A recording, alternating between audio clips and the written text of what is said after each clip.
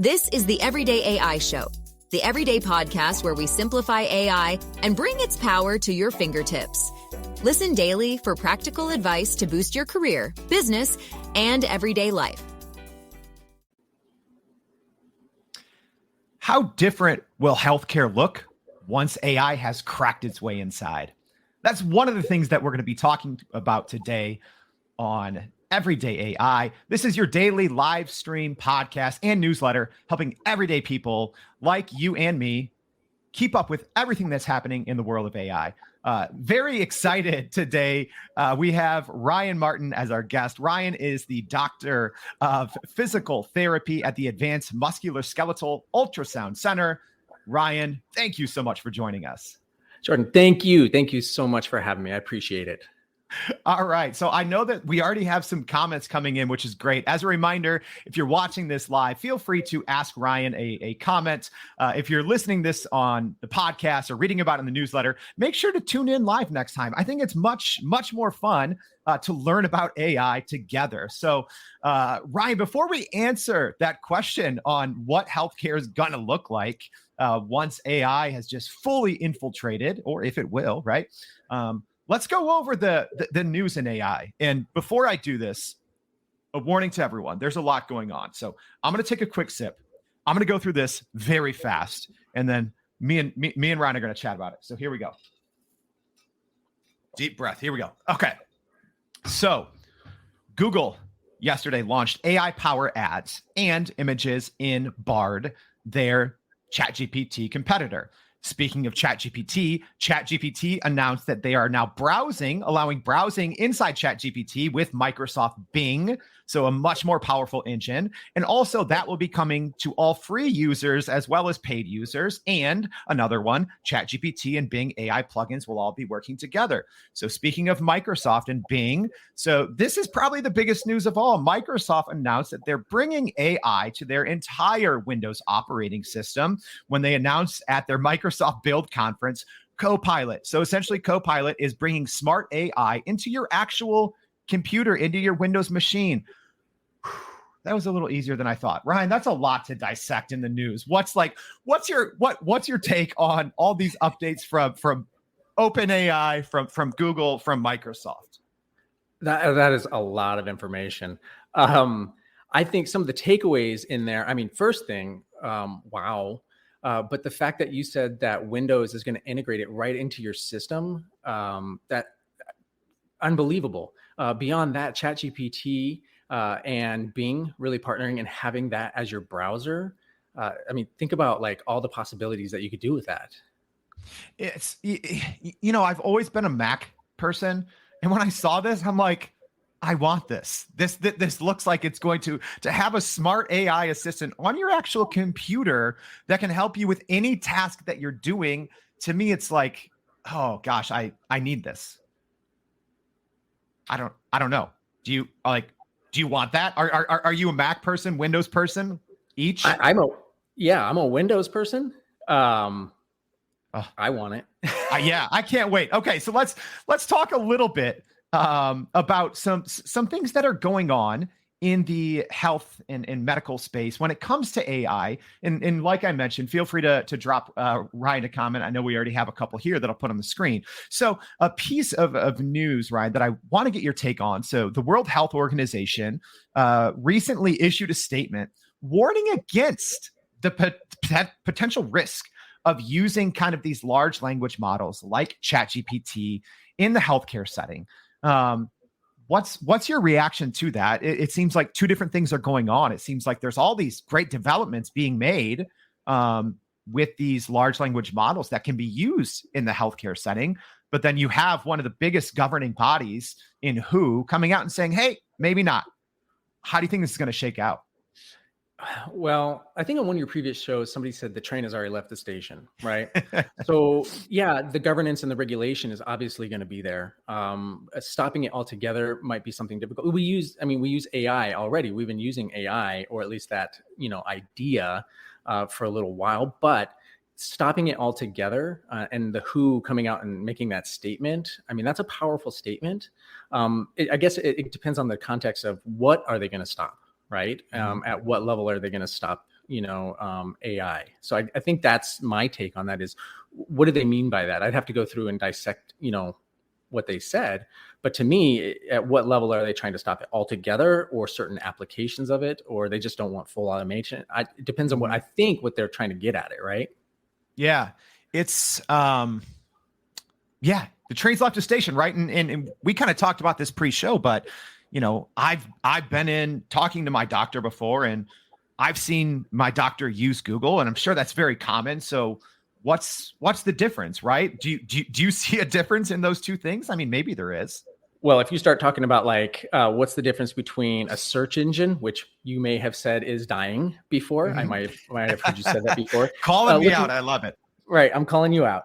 No, now you're talking the difference between a search engine and a language model, right? And something that's intuitive, that has been known to have maybe hallucinations and some error factors in it, to where, of course, search engines have plenty of errors too, right? But I think because in the mainstream media, so many people are talking about all these, hallucinations and or issues and this deep fake and everything. And I think there's this FUD, or this fear that's kind of going on with all of this, and I think they're putting their statement out first. And again, I can't speak for them. I have no idea, but maybe they're putting this statement out to kind of just say, hey, let's back it up until we learn more and have more governance, because we know that's coming. Sure. So let's actually back it up. Let's talk a little bit about kind of what your day-to-day role looks like, and just briefly, how have you, or how might you be using AI kind of in your day-to-day role? So just explain to everyone a little bit about what that looks like. So my role, okay, so I am a physical therapist and an ultrasound specialist in musculoskeletal ultrasound, meaning I don't look at kidneys or thyroids or anything like that. I don't look at babies. People have always say, hey, do you look at babies? No, I have no idea. I look at shoulders, knees, hips, hands, wrists, those kind of things. So that's my specialty. And so I teach that. So I work in a couple clinics that I partner with. And what we do is we teach this within our clinics. And so I'm kind of the educator role in that position there. And then I also have an education program where I teach, MSK, or musculoskeletal ultrasound. So then I guess your next question was, how do I use AI? Well, how do I not use it? No, no, I have a couple tools, but and again, I guess here we go. We're going to open the box here. Let's do it.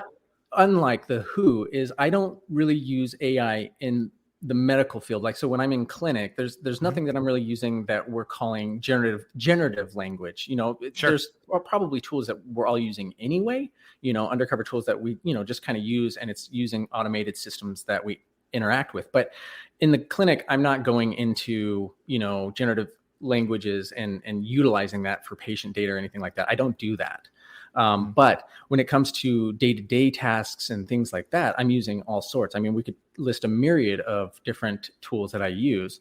But the things that I see are different than what I'm using right now. Now, does that mean I'm not going to try and implement them? As I learn more about some of the tools, they're going to be integrated into the clinic setting. Now, the education setting is completely different.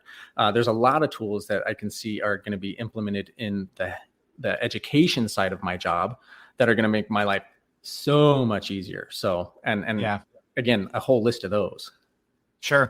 So definitely outside tools like you bring up, but I think Tristan, who just left a comment here watching live, great question. So he's saying, what's the likelihood that Epic Systems, the healthcare software giant, begins to implement or work on AI additions to their software if they haven't already? First of all, Tristan, thank you for also asking that in a way that everyone outside of healthcare can understand. But, Ryan, I think most people have heard of Epic. Are these big, I think that's an EMR system. Yes, it is. Are these big companies going to be working AI into their EMRs?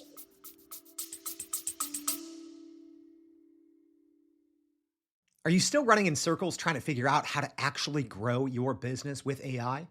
Maybe your company has been tinkering with large language models for a year or more, but can't really get traction to find ROI on Gen AI. Hey, this is Jordan Wilson, host of this very podcast. Companies like Adobe, Microsoft, and NVIDIA have partnered with us because they trust our expertise in educating the masses around generative AI to get ahead.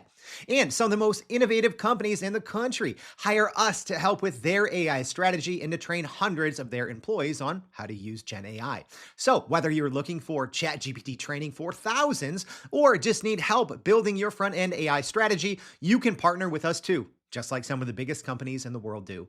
Go to youreverydayai.com/partner to get in contact with our team, or you can just click on the partner section of our website. We'll help you stop running in those AI circles and help get your team ahead and build a straight path to ROI on Gen AI. Yeah.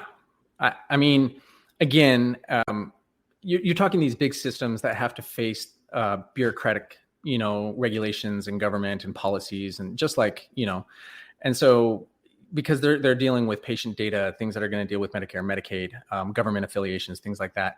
They're going to most definitely probably, I'm not speaking for Epic, I have no idea, but I already know that there's EMR systems coming out, specific to my field, that are using generative language and algorithm models to make documentation and patient plan of care systems easier. So the big systems, maybe not for a little bit, maybe they are using some at a small level, but there are some smaller EMRs that are already out there implementing AI.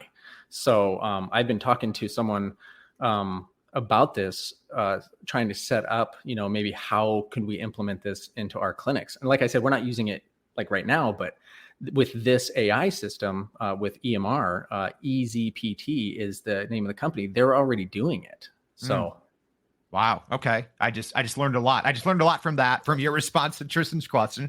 Also learned a lot just from Harvey's comment here. So Harvey just dropped a comment and said, Microsoft and OpenAI and Epic are working on adding AI to the EMR, and it'll be released in 6 months. Wow. Harvey, Ryan, everyone's breaking news, at least to me. But I guess are people aware? Maybe even let's talk on the patient side, Ryan. Should patients know, because I think there's an ethical piece to this as well. Like, should we know if our doctor or healthcare organization is using AI, or it's, I know AI has been used for, decades for, imaging and to help detect, signs of, cancer and other, other symptoms of other diseases. So from an ethical side, from the patients, should we know? My opinion. So in my opinion, communication is key. So what we teach in our clinics, what I teach, people that come in are learners, the people that we hire, the people that we teach, students that we take in for clinical rotations. One of my big keys is communication with patients and transparency.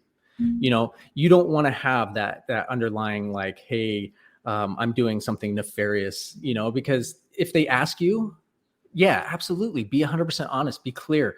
Are you going to divulge like every little thing that you're doing to automate your system to every patient? I mean, imagine how long that's going to take, right? But yeah, I think there needs to be transparency with patient care. Yeah. So you obviously have an interest in AI in your field, and you're following the news and the advancements. I know it's hard to look into the crystal ball, but I'm going to ask you to anyways. How do you see your day-to-day changing in the coming years in regards to AI integrating more and more into the field? So when we're talking about AI into the healthcare field is one kind of topic, and we're talking about AI into the education system is kind of another thing. So then you have to hybrid and blend those. In the healthcare, obviously, I see these tools growing, expanding, improving, and making what I say is the B word, okay, burnout, is helping reduce some of that burnout. I mean, anybody in here that is in healthcare, any field really, to be honest, healthcare, education, business, anything, there's burnout rate. And I see the future of this as growing all these tools to help reduce some of that. In the education side, I see, oh gosh, there's so many things on the education side that you can talk about with adaptive learning. So I was talking to Dr. Armia Abdo. He's in the medical field and AI, strong leader in the AI field. And he was saying using AR and VR, so augmented reality and virtual reality, with the backbone of AI running those systems. So having adaptive learning within there. So what is adaptive learning, right? So you think about like intelligent tutoring. So you have a student, right? So you have this student that is either excelling here and not so much over here. AI can then take an adaptive approach and say, okay, here's your weak points. Let's go ahead and retrain or find a new way to teach, a new approach. I mean, because it's a generative language. It can actually think about different models on how to teach. And then from that point, it can tailor to that specific student. So I see in the healthcare, having AI work into VR or augmented reality, and some people get those confused. I got it confused. And just real briefly is what Armia Abdo told me is, Dr. Abdo, I should say, is augmented is meaning that it's you're already seeing everything that's in front of you. You put something, like a glasses in front of you or something, and then there's a superimposed layer of things that you can interact with, versus virtual reality where everything's virtual. And so I see the healthcare or the education program maybe utilizing that for distance learning and integrative learning and collaborative learning in the future. I know I'm talking a lot here, but it's something that I think, but I think it's something really interesting, because imagine having AI run the backbone and having this adaptive learning system while you're in an immersive program. So instead of looking at a 2D screen and looking at like Professor so-and-so or whatever, you have this 3D rendering of whatever it is you're learning. So I'll put it into perspective of what I do. So if I do MSK Ultrasound, musculoskeletal ultrasound, and I have these glasses on and I have a 3D rendering model of something in front of me, and think about that. And as I interact with that system, it can tell me kind of what's going on, right? So this is what I envision. And then think about this, a multidisciplinary team, so a collaborative unit of people. So you have a nurse on there, you have ancillary staff in there, you have doctors, you have physical therapists, and you can all interact on that same case, through distance learning. So that's kind of where I see some of that going there. And again, that was really generated from Dr. Abdo. And it's just more, I don't know, there's more gamification to it, I would say. Does that make sense? It sounded like, Ryan, it reminded me of, a game, quote unquote, that many of us played as a child, Operation, right? But real, but for learning, right? Like you put on the glasses, so it's augmented reality, virtual reality, but you're learning, and there's a 3D subject, and AI models are telling you if you're doing it right or wrong. But that's a realistic outcome for education in the future. You're saying something like that. I think that's something that we can definitely work toward. We already have augmented and virtual reality, right? What's stopping us from using an AI backbone to create learning models and using gamification? And so if people don't really know what that is using an interactive way that you can do that, and it will help you learn and stay engaged. And so we know if we're engaged in something, more likely we're probably going to learn more. Yeah. Okay. I've so many follow-up questions because I want to know more, but we have a ton of comments and I want to get to them as quickly as we can. So Jonathan with a great question here. So asking Ryan, what do you think or believe will be the impact of the clinician-patient relationship as AI becomes more deeply integrated into the healthcare systems? Will it enhance communication and trust, or could it create a more impersonal, transactional dynamic? And how can we mitigate the latter scenario? What a great question. Hold on. Here, I'll actually put that back on the screen so you can just fully digest it. Yeah, that's this sounds like the last question of a test to see if you can become a doctor. Right. Okay. Well, let's see if I can pass. How do I think it's going to impact clinician patient? I think it comes down to transparency, right? I think it comes down to how you communicate it, how you're educated on it. The more you learn about the integrative systems in AI, the more that you can explain it. It's the fear of the unknown, right? And so if you can explain that to the patients, that hopefully you're building trust, because that's, a patient's not going to follow you into whatever treatment plans or algorithms that you have if they don't trust you, right? They're not going to blindly say, well, his title says, I bet I should probably do it. No, you have to build that trust. And I think with AI, as long as we're open about it and we can discuss it with our patients, I truly believe that it will help with that communication. I think it'll help, develop bonds with the patients. Do I think that there's going to be impersonal transactional dynamics to it? Yeah, absolutely. Anything that is new is going to have gaps, right? Mm-hmm. Everything that's going to be new is going to have gaps. And I think the more that we learn and we educate ourselves and be transparent about it, is the more we can bridge those gaps. Yeah, great. That's a great point. And I think what you said there is so true. Like, transparency and communication in the age of AI is so important, especially, like what Jonathan brings up when these doctor-patient relationships historically have been so personal. And then when you interject AI in there, you need to, I think, communicate it so both sides are aware. Ryan, I hope we're still good. I know you have 5 clinics to run, but we have a couple more questions. If you have a minute. I do. I have plenty of time. Perfect. All right, I just wore this to make me look cool. No, I am going to work after this, but no, I have time. All right, let's do it. So real quick here. So we have another great question. So what app currently is more popular or maybe most popular in the AI field for clinicians during daily practice? This is great. I have no clue. Are clinicians using anything? If so, what? Well, as I stated in the beginning, I'm not using anything within the clinic myself. So what's popular in the clinic? I would imagine people are using things, like the GPT, Bing's, Bard's, to kind of understand what's going on. But like I said, there is a integrative AI EMR platform that I hope to see things like that building out, which helps cut down on time, which again, we talked about a little bit, and helps with tedious tasks. So to me, I think some of the EMR, or at least some of the applications in the documentation, is probably the most popular, or going to be the most popular to begin with. Yeah, that makes sense. So Harvey with another, kind of just comment here, physicians being able to spend time with patients without looking away to type. That's big, right? Like, just being able, because sometimes it's almost like in the clinical setting, you're talking to the doctor's back, right? So that's something I didn't really think about, but that's a big piece, right? Yeah, exactly. This would not be a good interview. If you're listening to the podcast, Ryan turned his back. This would be a terrible interview. But that's a good point that Harvey brings up, is maybe it allows people to be a little more personal. Right. Hi, Harvey. Thank you.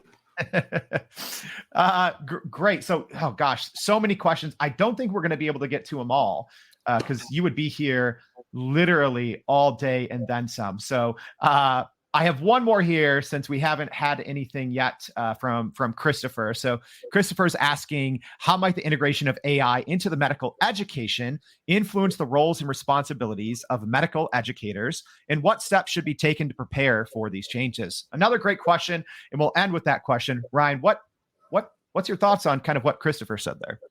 Well, hi, Christopher. Integration into medical education, how is it going to change the responsibilities and roles? Immensely. Well, again, I don't think that brick and mortar schools or, those kind of education systems are going, to be changed dramatically. I think this is going to help augment those systems that we have in place. But I do believe that the roles are going to have to change, because you're going to have to adapt to these new learning modules. Instead of a student, having a hard time and going to get a tutor, your education system is going to be intuitive enough to change with the student, right? And so the educators themselves are going to have to be ready to, move with that kind of flow. So I think the responsibility of the medical educators is to, educate themselves and be smart in this system.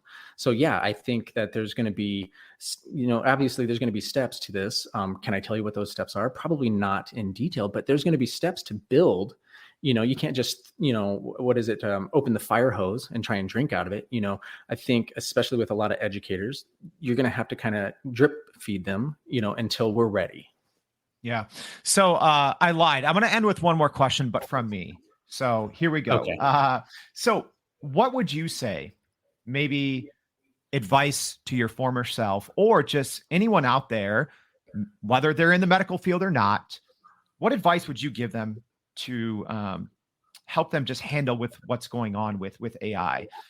So maybe it's a lesson that you've learned or just kind of your kind of approach, but what's maybe one thing you can share with people as we're all starting to handle all of this new AI technology come at us pretty quickly all at once? What's your one kind of takeaway or lesson that can really help people? I would say one of my biggest lessons would come from my biggest mentor, my father, is don't go into this apprehensive, don't go into this full bore. Don't be pessimistic about it. What my father used to tell me about a lot of things like this was be a guarded optimist. And what he meant was be open about it, have good expectations about things, but always remember that there's this part of it that you should always be aware that anything can happen and be careful, right? And so I think I posted this the other day. This is a new shiny toy. And I said, sometimes shiny toys have sharp edges. So just be aware that you have to be safe with new technology. So if somebody's up and coming and trying to learn all this, say, hey, you know what? Be hopeful, be open-minded, but don't take it for granted. Wow. Shiny toys have sharp edges. Such great advice. Such great advice, right? Because as we're getting all these new shiny toys on almost a daily basis, I think that's so important to keep in mind because we want to play with them. We want to, make something, beautiful or creative or efficient with all these toys, but they have sharp edges sometimes. Yes. So thank you, everyone. So many comments. Like I said, we're not going to be able to get into them all, but I'm at least going to be jumping back into the comments later today. If you are watching this on the live stream, but if you're listening on the podcast, check us out as well. At least I'm going to be in there, continuing to keep this conversation going. I'm sure Ryan will drop by. He's super active on LinkedIn. So make sure that you check him out and give him a follow as well. So Ryan, thank you so much for joining us and for giving us your experience and expertise in this subject. Thank you so much for this. I want to give one shout out really quick to Connor. Absolutely. Yes. Connor Grinnan out there. He is he's the dean of the NYU Business School. He's the one who got me all into this. His post on LinkedIn was really got me immersed in this. So I just wanted to say thanks to him on that. And thanks for everybody else listening here. Thanks for the awesome questions. And I appreciate your time and effort. All right. Well, I'll have to check that post out, by the way. So thank you, everyone, for tuning in, bringing these great questions for Ryan. And as a reminder, we do this every single day live, 7:30 a.m. Central Standard Time. Also, please go to youreverydayai.com, sign up for the newsletter, check out other podcasts. We've had about 20, so we try to bring a different expert in every day to talk about how AI is affecting all of our everyday lives. So thank you for tuning in, and we hope to see you tomorrow and every day on Everyday AI. Thank you. And that's a wrap for today's edition of Everyday AI. Thanks for joining us. If you enjoyed this episode, please subscribe and leave us a rating. It helps keep us going. For a little more AI magic, visit youreverydayai.com and sign up to our daily newsletter so you don't get left behind. Go break some barriers, and we'll see you next time.